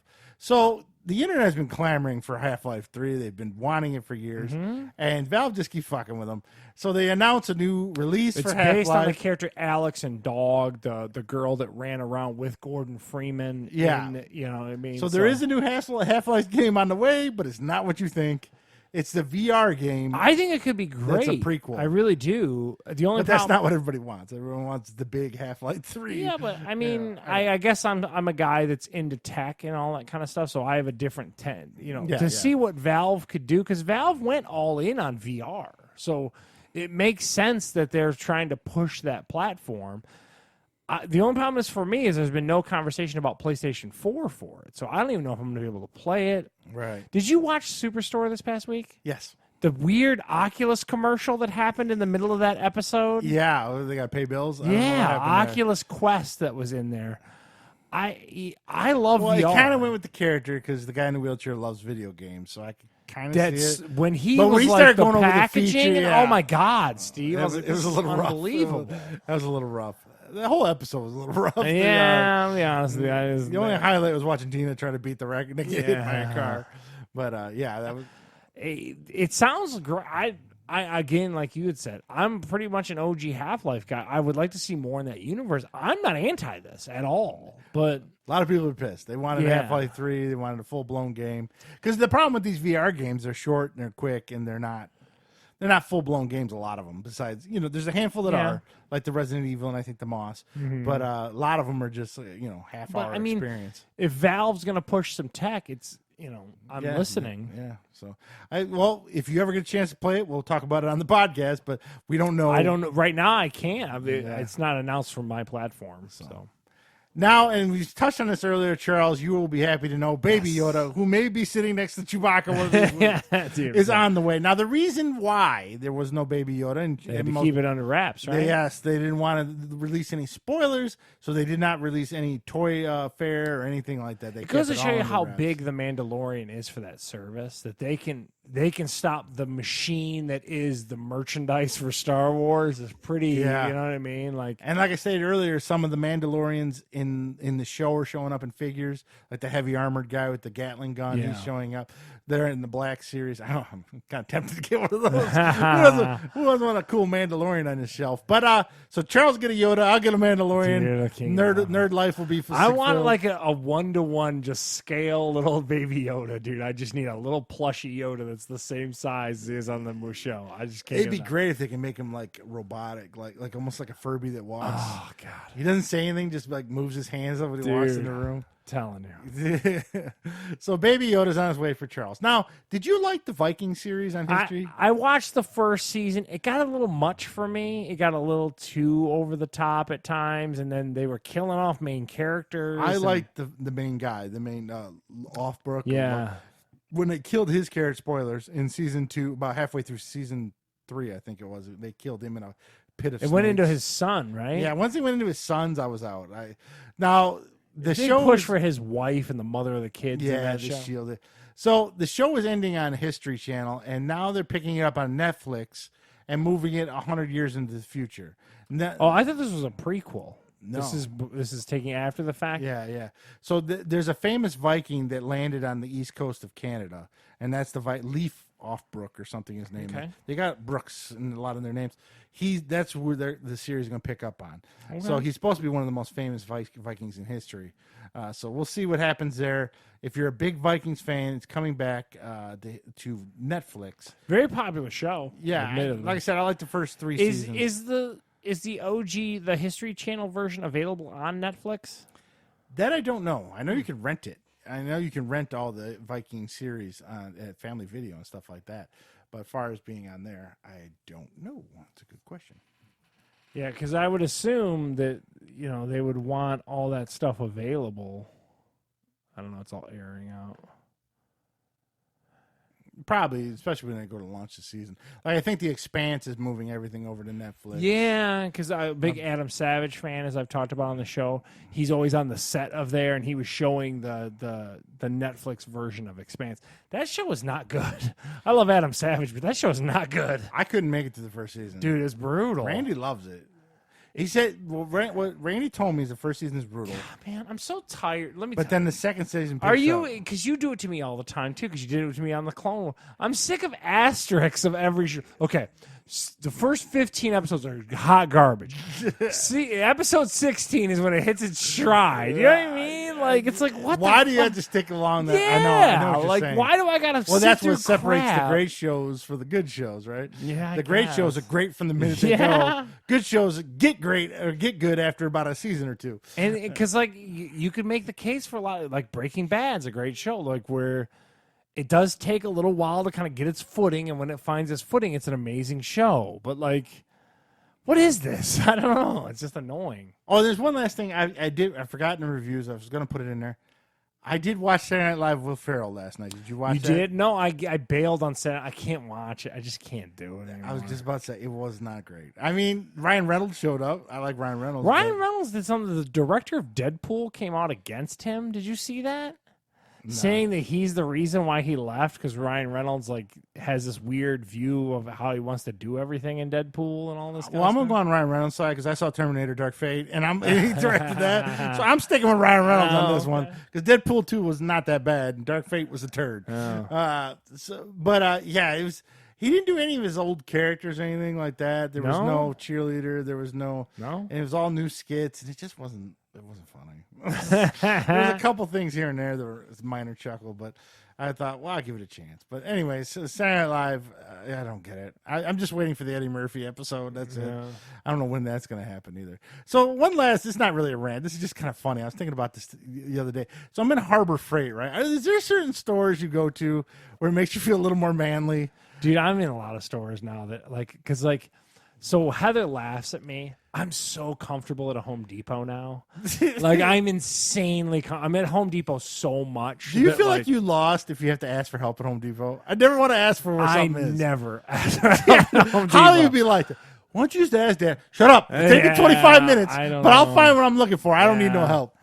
I'm in a lot of those stores because of what I do for a living. So I can go and grab a panel cart, and just start slinging drywall at Home Depot. It makes you feel manly, doesn't it? I don't know, man. But then my other take is there's other stores when I go to the Model Cave, I feel like a dork. Yeah. I'm a grown ass man here looking at models, or I'm at Walmart walking down the action figure line. I still do it to this day. Here's what I hate. I'll take a different stance on that. I hate when I go to GameStop And it smells. and I look at these people that I'm in there with, and I'm just like, why am I in any hobby that is involving these people? That I can't judge them because I'm here with them. Yeah. But I'm like, God, I'm part of this culture, and I hate myself. That's what got me near the end of my comics. Is a lot of the comic book shops started switching over to having Magic the Gathering, and I walk in there all playing cards, and it'd be like a 45-year-old guy with a bunch of teenagers, and I'm like, oh no, I can't. Yeah, that's the thing. Like, so it's okay. Like, I don't feel as weird at a Home Depot as I age and all this kind of stuff. But like, a video game store is a perfect. I love video games. You know what I mean? Yeah. I don't get to play as much as I used to, but I'm still knowledgeable of them from the show and all this kind of stuff and listening to what I listen to. But man, sometimes you just walk in there like, dude, are you serious? That's why you gotta go to Best guys? Buy. It's a good mixture. Yeah. You know? And why does every GameStop have a certain odor to it? That's the only thing I don't get. And it's just, and GameStop has no identity anymore. Too, you go in there and they're throwing shit at the wall, hoping someone will buy it. Like, please buy this Zelda T-shirt. Like, really? The other one, there's a place on Middle Belt called Pandemonium Games. So when I got into models, I wanted to do some miniatures, war game miniatures, stuff like that. And their whole back area is tables of guys just back there doing the war game stuff. It's like, and the part of you is like, it's kind of cool, but I can't deal with it. And if you got into that hobby, it'd cost you thousands of dollars. But you want to do it alone and away from those people. You play it? No, I just paint them in. It's like I just kind of look at them. They're kind of cool looking. They all are cool looking. Yeah, because I work with a handful of people that there's a handful of people that know I'm into video games and I have these conversations with, but those people, man, sometimes I'm just like, I can't believe I'm in the same kind of hobby as you are. You know what I mean? Like, because it's tough. Because like the guy who made Ninja Turtles is standing next to you. Yeah, you're just like, Jesus. But then you're like, Ninja Turtles are so cool. Yeah. You know what I mean? Like, it's hard. It really is to just be whatever. That's what the point of now. I forgot the other news brief is. I don't know if you ever watched it. Victoria's Secret's run model show or whatever. I never watched that. It got canceled. Okay. I don't know anybody that's ever watched it. But here's my thing, right? Okay. If I'm a young kid, it's 1980, and they put the Victoria's Secret thing on, I'm into it. Yeah. We're in 2019 where porn is literally 3 clicks away. Yeah, I know. Like, these are hot chicks who aren't pissing on me any day of the week. But I'm saying, like, I could watch whatever chick getting butt naked. You know what I mean? Any like style of chick you want. Yeah. Chubby, I mean, the world is your oyster whatever. at this point in 2019. Why am I going to sit here and hope to see a rogue nip on a random Victoria's Secret chick? Because that was my next point. So all these stores and stuff, you ever end up in a store with like a lingerie store with your wife and standing there feeling awkward, or even a dissection like. Not anymore. I felt it when I was younger. I don't give a shit about how to explain this. It's kind of like when we talk about like with the podcast of it. I don't care about other people's opinions of me or I have a high level of don't give a fuck. And what it boils down to is I just don't care. Like I was never a dude who was embarrassed to buy condoms. Like, you know what I'm saying? Like when there's like those dudes that are like, I don't know, like the chick working there doesn't give 2 shits about you, doesn't know you, doesn't care about you. Like, and I just want you to pay and get out of the way. Yeah, ring you up and get the out of my store so I can go back to my phone. Like that's all they care about. Like, because Heather brings this up all the time. I got a picky little 7-year-old girl who likes certain things from McDonald's and likes certain things from Taco Bell.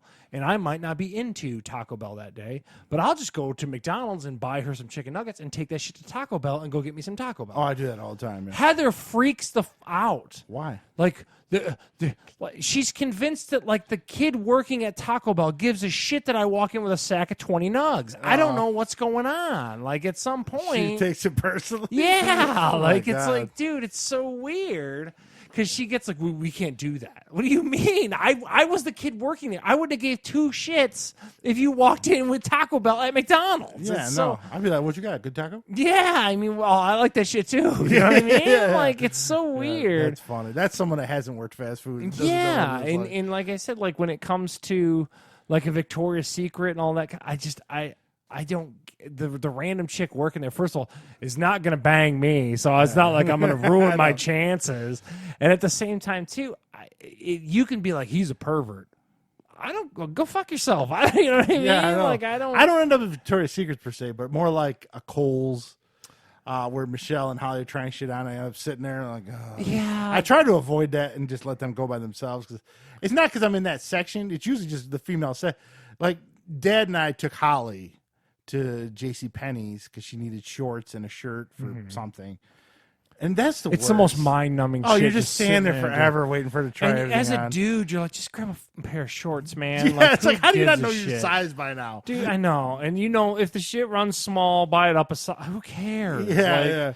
Yeah. But with the women, they're trying it on. What is this? What do you think? Is this too tight? This too small?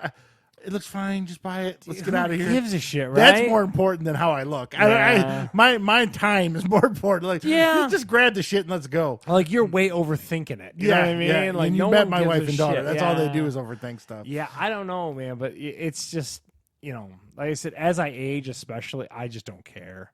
The other thing I get to, too, I hate people that wear. You just stop right there. You just hate people. Yeah, this is true. For some reason, right? I got a real hard on for people who wear Carhartt clothing and don't work for a living. I don't like what I'm saying. It's like with a pickup truck. I'll let you drive a pickup if you throw shit in the back of it. I'll let you wear a Carhartt if you actually get dirty and do work for a living. I don't think you should have a pristine Carhartt, is what I'm trying to say. Like, it's kind of my whole thing. I respect a Carhartt that's been used and worked in big time. I never liked Carhartts. I like the coats. From someone who does some work outside and all that kind of stuff, they're a fantastic product, and it's my usual word. They're very durable. They're built to last forever. You pay more up front, but you'll have. I've got a Carhartt that I've literally had for like 20 years. Like that one black coat I've had forever.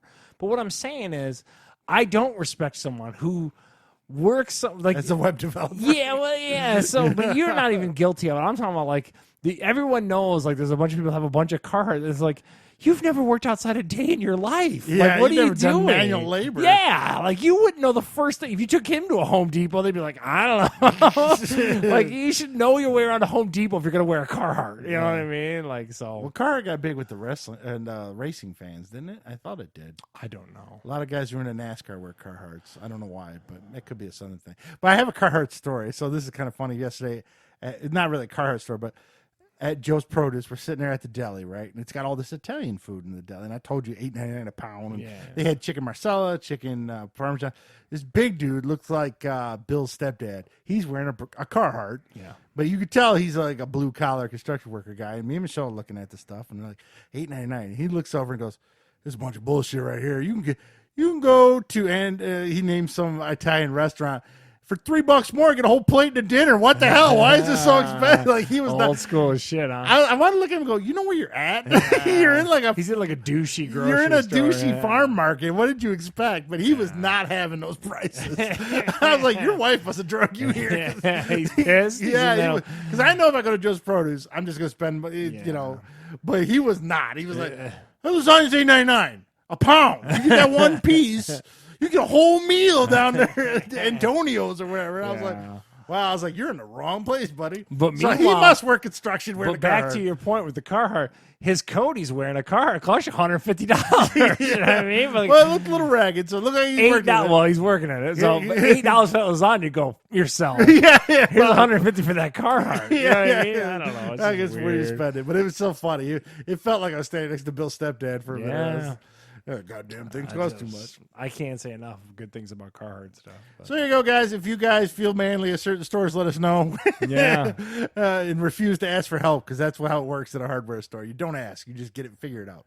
I love one other thing real quick before you wrap up.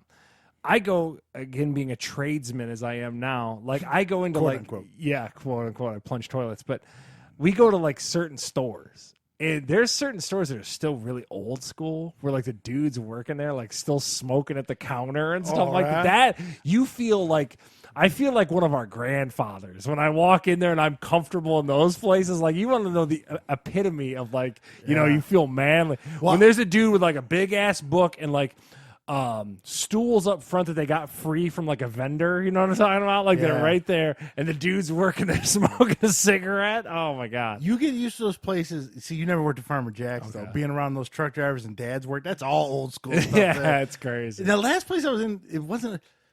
You remember King Video on Ecourse Road and the chicken place across the street? Yeah, Chicken Shack. Yeah, I don't know what it is.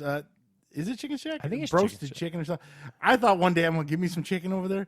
You know they don't accept credit card. Yeah. I was like, So what? weird place story. still I've exists? had that I think it's Chicken Shack. I don't know. I can text. It's got a big chicken on the building. My and boss literally lives 4 houses down right from there. Oh, so okay, that wow. he always, if we have a big whatever, he'll bring that chicken in. We better have cash. It doesn't take credit card. So- I was like, what place? Because this happened to me about 5 years ago. I was like, no, it might take credit card at this point, but I thought it was funny. So there you go, guys. Catch us on fatguyslittlepodcast.com or on iTunes or Google Play or Spotify, anywhere you can get podcasts. And then next week we will have a preview of, or we'll have a review of Cobra Kai Season 2. We will head out to Tony G's Garage Arcade. The Irishman. And the Irishman we'll be talking about as well. Have a happy Thanksgiving to everyone. Holidays. We're going to have a crazy one here coming up with a lot of people at Dad's Yeah. house. So until next week, this is Steve. And Charles. And catch you later.